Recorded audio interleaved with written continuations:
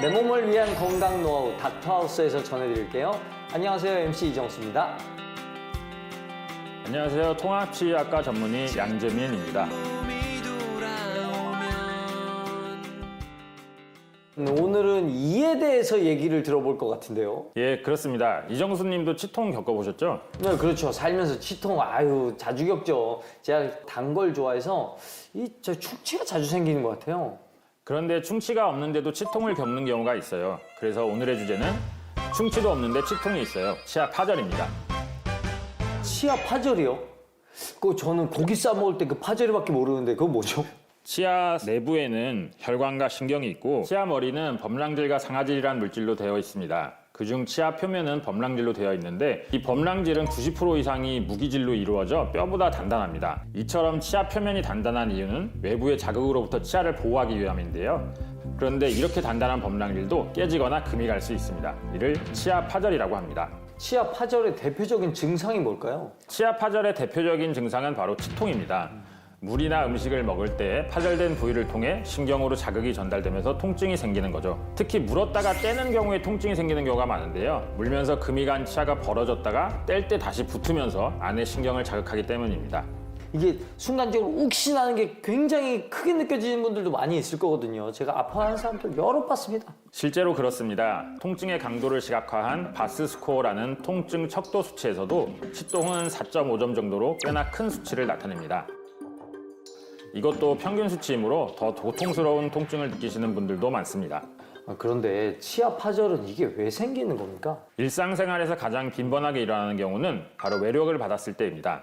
딱딱한 음식을 잘못 씹었을 때 혹은 벽이나 전봇대에 부딪히거나 넘어지는 등 외상을 입은 경우입니다. 그리고 충치 때문에 치아에 손상이 생기면서 파절이 일어날 수도 있고 오래된 보철물이 안에서 삭으면서 부러지는 경우도 있습니다.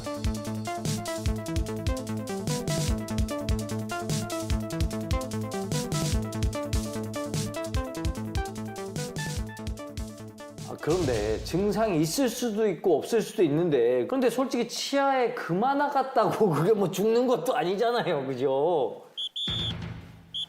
오? 큰일 날 소리입니다. 치아 파절은 절대 방치해서는 안 됩니다. 그래요?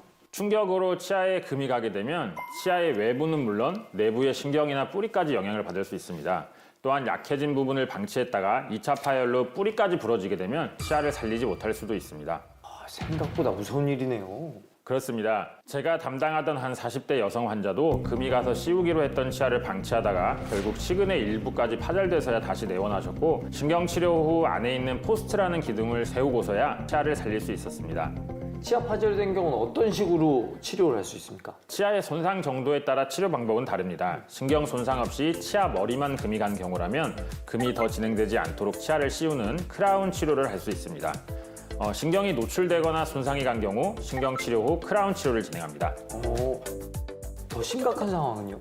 치아 뿌리인 치근까지 파절된 경우라면 파절 정도에 따라 치료법이 나뉘는데요. 치근이 부분적으로만 파절된 경우라면 잇몸을 밑으로 내려서 남아있는 치아 뿌리를 밖으로 노출시켜서 치관을 확장시키는 치관 확장술을 진행하기도 합니다. 남아있는 치아가 부족한 경우에 잇몸 속에 숨겨진 치아를 밖으로 꺼내서 부족한 치질을 보강하는 개념입니다. 그리고 포스트라는 기둥을 이용해서 치아 머리가 될 부분을 뿌리에 단단히 고정시킨 후 크라운을 씌워 머리를 만들 수 있습니다. 하지만 치근이 완전히 파절된 경우라면 불가피하게 발치를 해야 될 수도 있습니다. 그나마 다행이라면 치주염이 아닌 파절로 발치하는 경우에는 치조결은 건강한 경우가 많아서 발치 후 즉시 임플란트를 식립할 수 있고 보철물도 바로 올릴 수 있습니다.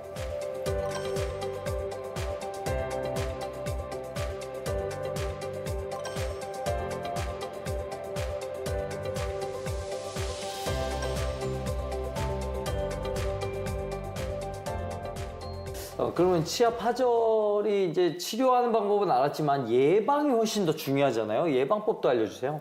일상 속에서 치아 파절을 예방하기 위해서는 단단하고 질긴 음식은 최대한 피해주시고 양쪽 치아를 골고루 사용해 씹는 습관을 가져야 합니다.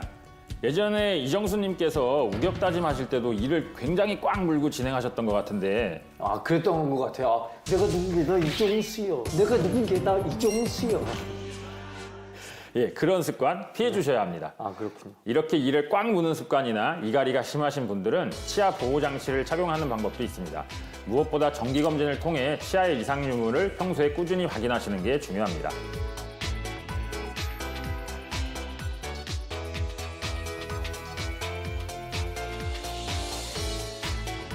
치아 파절의 정체부터 예방법까지 알려주신 양재민 선생님 고맙습니다. 감사합니다.